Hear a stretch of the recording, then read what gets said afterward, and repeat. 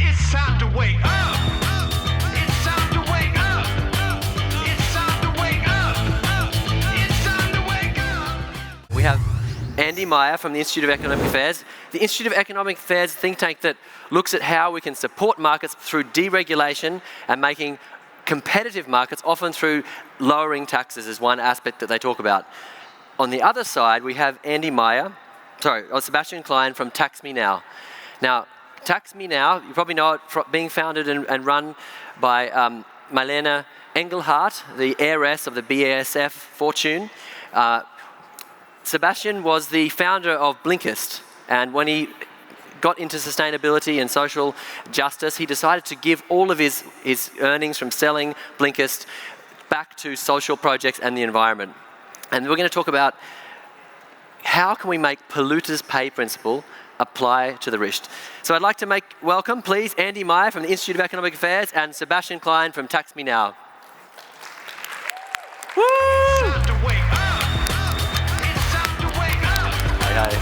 Hey, Sebastian, nice to have you.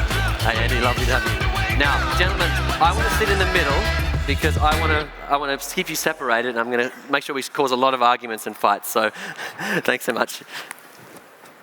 Andy, you've come all the way from England. Yes. How was it there? Are you? Not as lovely as Berlin today. Oh, okay. Beautiful weather. I went to the wrong station, so I had a nice walk over here from the south. Right. Okay. So, but you made it in time. I didn't see you backstage, but I was running around looking for other people. And you flying out tonight, or are you? No, I'm doing a little bit of tourism. I think the Prometheus think tank has advised me to go and visit the Stasi Museum. So I'm not sure they're the best tour guides. Well, it's a scary but interesting place. So okay. I'm sure you'll enjoy it. And look, over you to Sebastian. Are you a local Berliner, as I understand? Yes, my travel was very short. Yeah, and how did you get here today? By the Ringbahn, the public transportation. By the Ringbahn, okay, good. So on public transport, that's always a good way to start. So look, this issue about, we have a huge crisis ahead of us. Someone has to pay for this. This is not going to happen for free. Analysis by the Club of Rome has shown that we're going to need between 4 and 6% of GDP in the next 10 years to try and turn this around. It's not a huge investment, but who's responsible? And the question is, a lot of people say the answer is to tax the rich. And so I'd like to start with opening statements from each of our debattees here. And we'll kick things off with Andy. What's your thesis on how we can deal with climate change without taxing the rich? So very simply, I'd probably reject the analysis that the target is the rich, because we need the rich to be investing in entrepreneurial companies like those who are present here today. And we need them to be retain their shareholdings in large corporations who are also highly innovative, including many German companies. Yep. But the question of how do you make people pay for pollution is relatively simple. You tax pollution. And if it is the case that the rich pollute more than everybody else, and you've taxed pollution effectively, then the rich will pay their fair share of the polluter pays principle. Good. Okay, nice to hear that thesis. And now we'll go over to Sebastian. Sebastian, what's your opinion on why we should be taxing the rich to make this possible? I'm going to just get my moderation cards. Okay. So I think we agree on a few points. My point is also that we should tax pollutions, but I think we should also tax past pollutions. And I think people who are wealthy today, like the wealth today is based on past economic activity, which has caused emissions and the problems we have today. So what we see in people who are wealthy today, they hold the wealth that has been responsible for pollutions in the past, plus their investments today are causing the pollutions we see today. You know, in the EU, we see that less than 4% of the funds are dark green. Everything else is not contributing to environment or society. Plus, the rich people with their lifestyles have a massive contribution, like the pollutions are very high. So I think it's very obvious to tax the rich. Interesting. And could you tell me a bit more about, I'll allow some, sorry, I cut off your applause, sorry about that. But a bit more about this, because I guess right now we're seeing an interesting trend, which is a lot of countries in the developing nations are actually asking for reparations for the social justices that have been going on over the last 200 years during colonialism. Do you think we're going to come to an era where we look back on the environmental and climate injustices and make people pay from their family fortunes? Is this a direction you think it should go? I mean, this is already an important principle in international climate policy, this idea of common but differentiated responsibility and respective capacities. So if we compare countries, we already have an agreement that those, like we have to, together we have to be responsible for climate action, but those countries who have caused more also bear a greater responsibility to fix this. Plus the countries that have more capital today and bigger economies like Germany have to contribute more because they also can contribute much more. And for me, it's very natural to apply the same principle to the question of rich versus not rich people. And what we see is also globally, for instance, 1% of the population globally is responsible for 17% of the pollution. If we look at the consumption and the investments, which is more than the poorer half of the world's population. This poorer half of the population are the ones who live with the results. Like this is the richest 1%. They can always say, I moved to Canada or whatever. Those poorer 50% who have not contributed to the problems we have, they have to pay the price. And I think that's just absolutely unjust. Unjust. So it's almost like if you look at the regulatory environment, really right now we're allowing many people to steal from the environment to make super profits. And you're saying that there's also the legacy approach. We go all the way back through visible history and say, okay, you've damaged the environment to here, you need to pay the difference. What do you have to say to that, Andy? Well, I think it's an important principle of justice, whether social justice or actual justice, that you do not punish children for the mistakes or crimes of their parents. And from an economist's point of view, we have to consider these questions as ones of trade-offs. So it is certainly true that the United Kingdom, for example, or more specifically England, was responsible for the first 100 years of emissions from the start of the Industrial Revolution in 1760 to around about 1840. And then other countries start taking off across Europe, etc. It's not until the 1970s that the rest of the world, for example, China, start overtaking and contributing more and more to the global emissions total. But that said, the Industrial Revolution, the agricultural revolution that preceded it, all contributed to global development that has benefited everybody. So if we're going to consider the negatives of what we have done historically, we also have to consider the positives. And at that point, I think the retrospective reparations question becomes something of a nonsense. You might as well say that we do believe that we have a responsibility to the rest of the world to deal with problems as they arise, such as the worries about flooding, say in Pakistan. We should be helping Pakistan develop better flood defenses. But we should not be blaming ourselves only for the negative without considering the positive. What would you say to that, Sebastian? I would say this is not about blaming, this is about taking responsibility. And we, all countries, have these great big economies which are polluting today. So I think just as a country and also as an individual with a lot of wealth and a lot of investments, I have a much greater responsibility today because also my behavior and my investing today is still harmful. It's not just about what happened in the past, but it's still happening. You know, the capital I inherit, for instance, has caused a lot of emissions in the past, and it's still causing emissions today. As reinvestment in projects that are not green if it's in the market and creating more pollution. Yeah, and I mean, we've tried this for 30 years to let private capital fix the problem, and it's just not happening.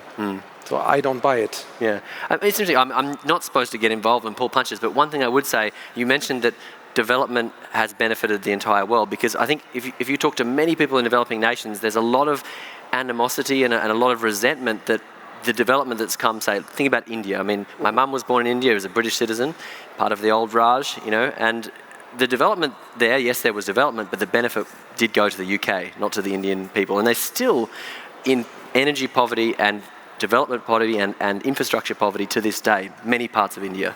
So my colleague Christian Niemitz brought out a book on this very subject in the last month. Yep. And estimated that the contribution of colonialism to the wealth of Britain was about 1% to 3%. That it actually cost more to maintain the empire than we benefited from it. He agrees with the assessment that some examples of colonialism did real harm. So Belgians in the Congo, for example. Some aspects of the German Empire were less than positive. But this becomes something of a retrospective guilt exercise where nobody alive today is a direct recipient of the harm or the benefit of any of that.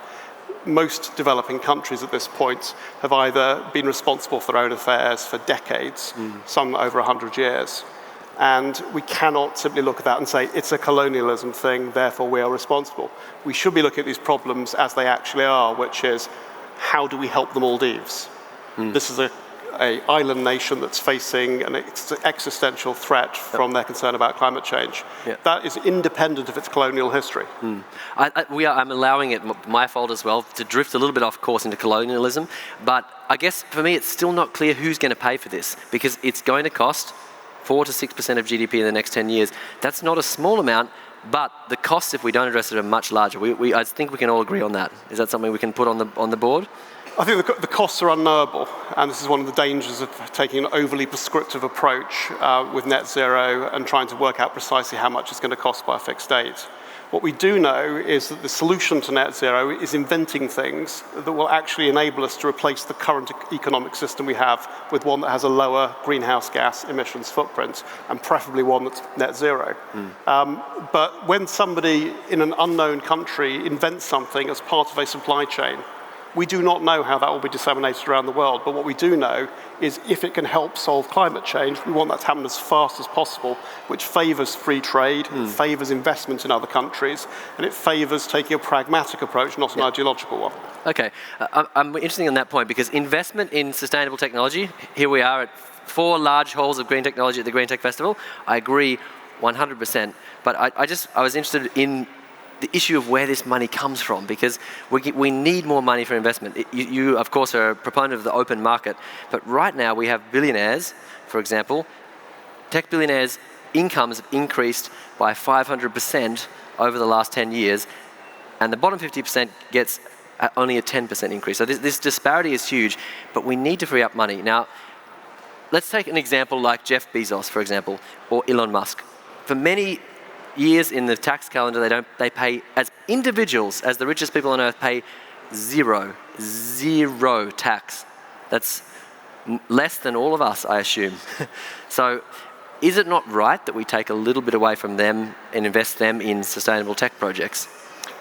So it's an interesting argument, but it's also somewhat distorting, because it looks at the individual and their specific tax bill, and frankly, billionaires do live in a different universe. The companies they build and invest in pay tax.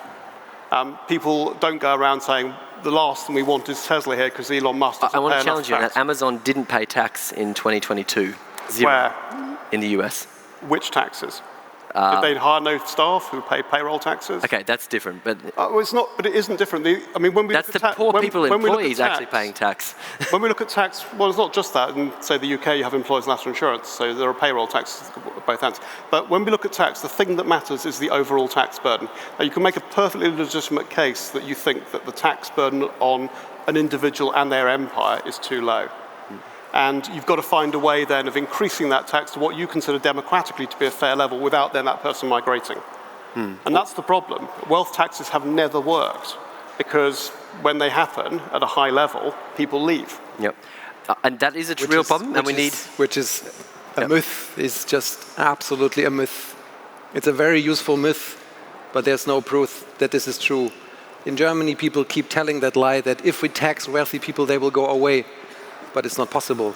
It has been possible 50, 70 years ago, but it's just a myth. Well, there's a very specific circumstance 50 to 70 years ago, which I hope never repeats.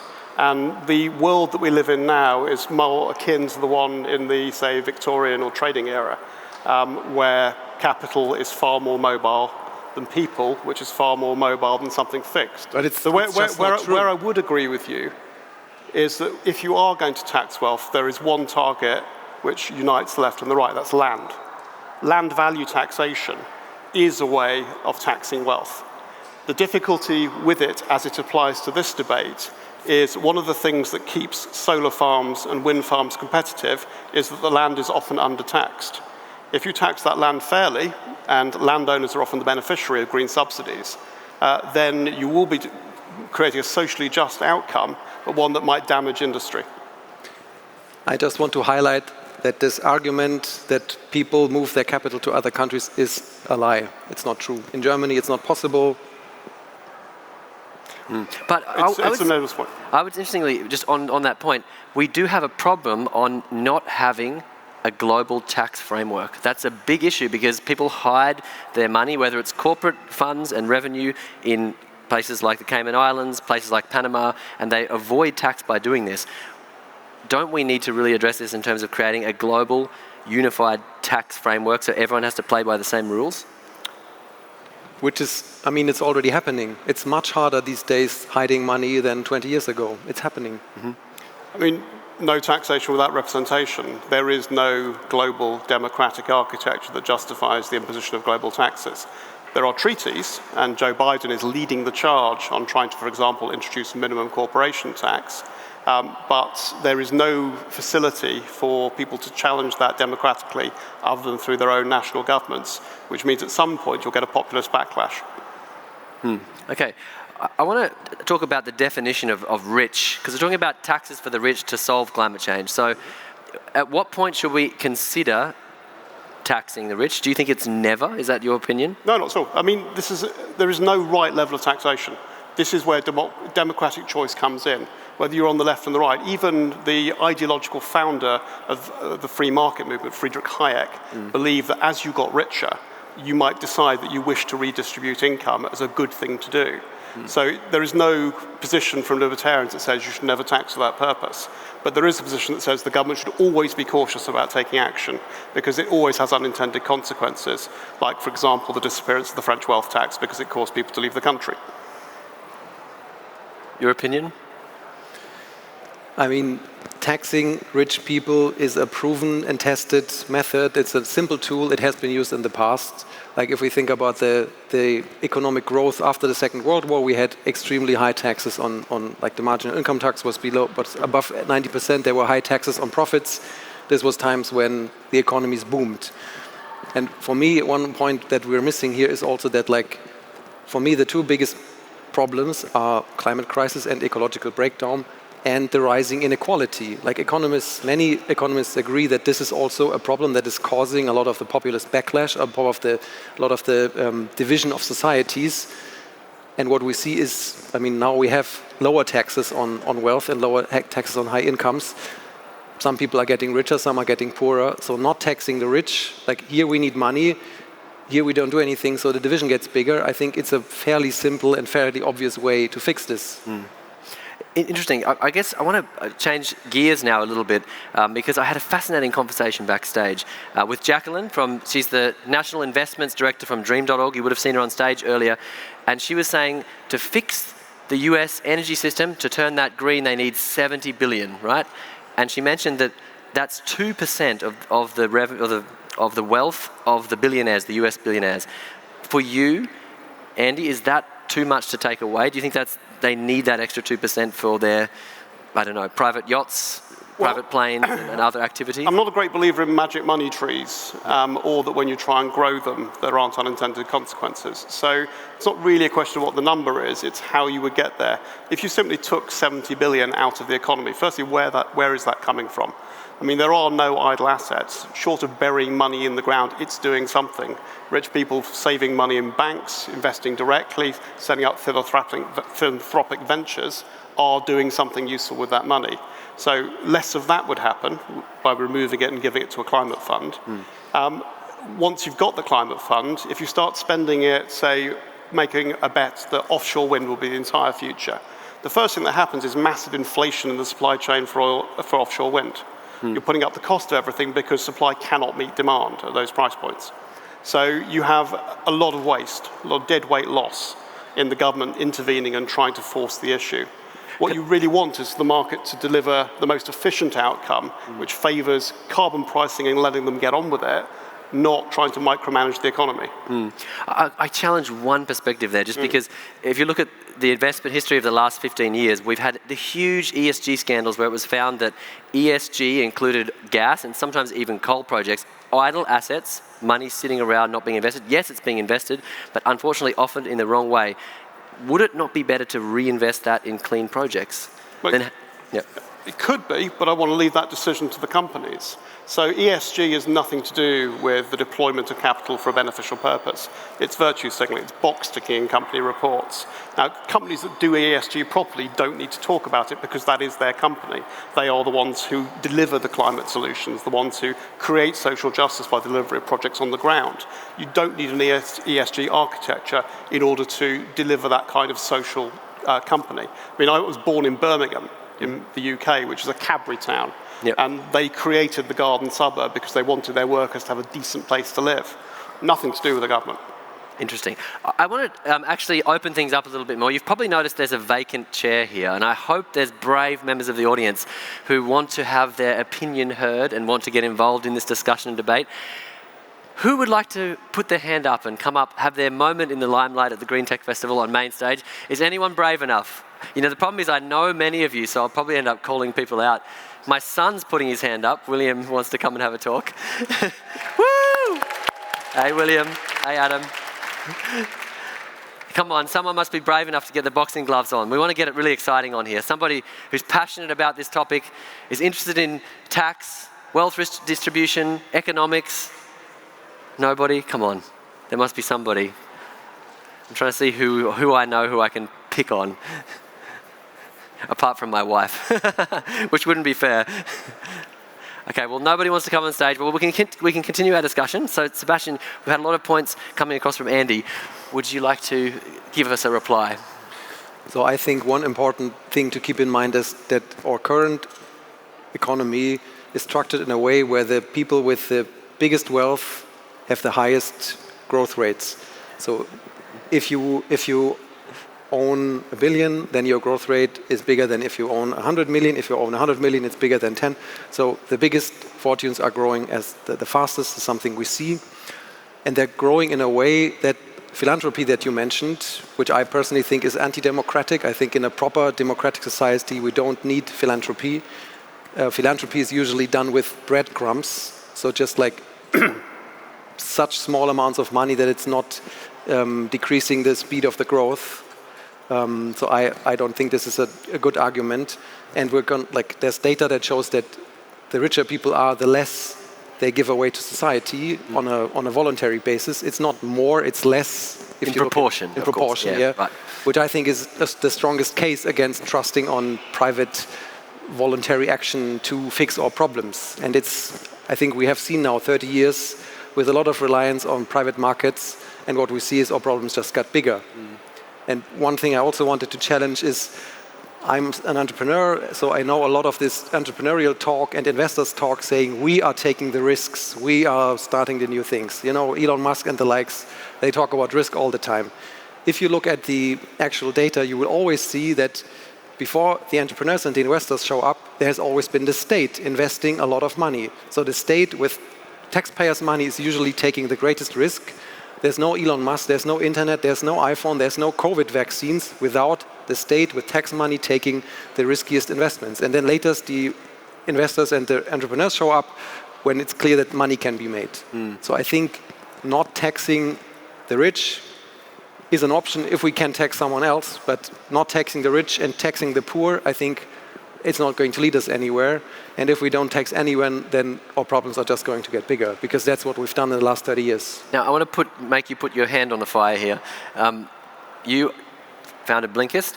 You gave away all of your wealth. You kept some of your wealth. What was your journey in terms of your taxmenow? Sorry, it's about giving away wealth, about redistributing wealth into social and environmental projects. What's your story there? So my story is that I earned a few million euros from an exit of a company that I co-founded, and I decided to give up 90% of that wealth to designate it to societal causes. Because I think my perspective was that me having so much wealth, private wealth, is going to be part of the problem. I think we should have a round of applause for that philanthropy. This is fantastic. Thank you very much for that. But do you class that as philanthropy? Because you just said before you don't believe in philanthropy. Is that a different issue for you? I mean, as I said, for me, philanthropy usually means just giving away breadcrumbs and keeping like the big chunk and keeping it growing. And I don't like the term. I think calling yourself a human friend is a quite weird way of looking at it. I think everyone should be a philanthropist, Yep. not just someone who's rich and gives away some donations. Fantastic. Good. Well, look, I think it's a good time now for our closing statements. We've had some interesting points made. I definitely think we haven't reached consensus, which is not the point of these discussions. So, Andy, what would your closing points be around taxing the rich? Well, I think Sebastian has made my point. My concern is that I believe in Sebastian more than Sebastian believes in himself. I do not believe a government official could spend his money and his success better than he could. Can I stop you? Generally Would you true. agree with that? Should government be spending our money? Do you trust government with our money? I do trust our governments, which are our elected democratic representatives, much more than I trust wealthy individuals. Okay, good. And changing the way our governments work is one thing, but moving back to a society where private individuals decide on what's good for everyone, that's moving back to the medieval ages, to feudal times. That's not progress. Good. And sorry, please continue. Yeah, that's just nonsense, Sebastian. I mean, feudal times is when a handful of very rich people in a society with very low levels of development controlled others, and they exploited them, and it was a form of indentured servitude. That is not the society we are returning to, I hope. It is one in which democracy does mean that you have the right to vote on how much of something should be shared. But it does not mean the government has an absolute right to appropriate property at will. And clearly, where we would land is somewhere between those two extreme positions in a mixed economy. Neither of us, I suspect, would ever be fully happy in whatever the outcome was, and it would always be changing. But it's wrong to portray the position of people who believe in free markets as being akin to those who believed in controlling other people. It's the opposite. Great. Well, thanks for that. And your closing statements on this issue? Oh, there's so much to say. I think the term neoliberal already captures it quite nicely, because we had the first liberal stage of capitalism was the phase that led us to the great inequalities and all the wars we had in the first half of the 20th century. So for me, neoliberalism is a way of going backwards in time. So for me, what we're seeing right now is neo-feudalism. And I mean, we see it here as well, because democracy for me means one person, one vote. And what we're seeing more and more is this idea of €1, one vote, which is also something you see here. I mean, rich people get invited or they send representatives. And it's not like everyone gets the same voice here. And the same happens in politics, the same happens in media. So We had Linda on stage. This is the finance minister of Germany at 2 o'clock. Do you have a message from taxmenow for a politician like Linda? I have a message, but I don't want to say it here because it's not a nice message. I think, like, for me, I get quite angry because these politicians, they use the term freedom a lot. But what they mean by freedom is the freedom of capital. And I think the freedom of capital is the opposite of freedom of the people, because the freedom of capital means that people with a lot of money can buy stuff and then can put fences around everything, so no one can use the land and no one can use their property. So this gets me quite angry when people who are for hardcore capitalism use the term freedom, because for me that's the opposite of freedom. Good. And you have the right of a last reply. I think you should have more faith in people. I think that the track of history in the post-war period has been one of increasing liberalism, increasing rights, socially and economically. And those things should be retained when we tackle the climate question.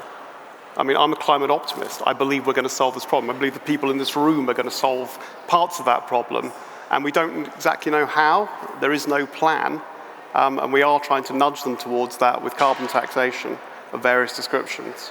But it is not right to think that the solution is a more authoritarian, controlling government redistributing everybody's property. That way lies disaster.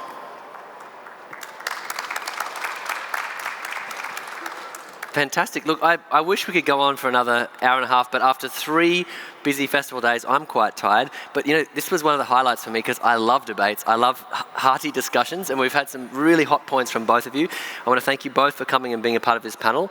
I think it's the beginning of a dialogue. This is something that needs to be discussed at a democratic and societal level, how we deal with our money, wealth and tax, and how that relates to the transition we need to make in the next 30 to 40 years. So continue this debate out of the room. I hope you've enjoyed the festival. It's been a pleasure offering the stage to you in the last few days. And I'd actually like to, firstly, a big round of applause to Andy and Sebastian. Thanks very much.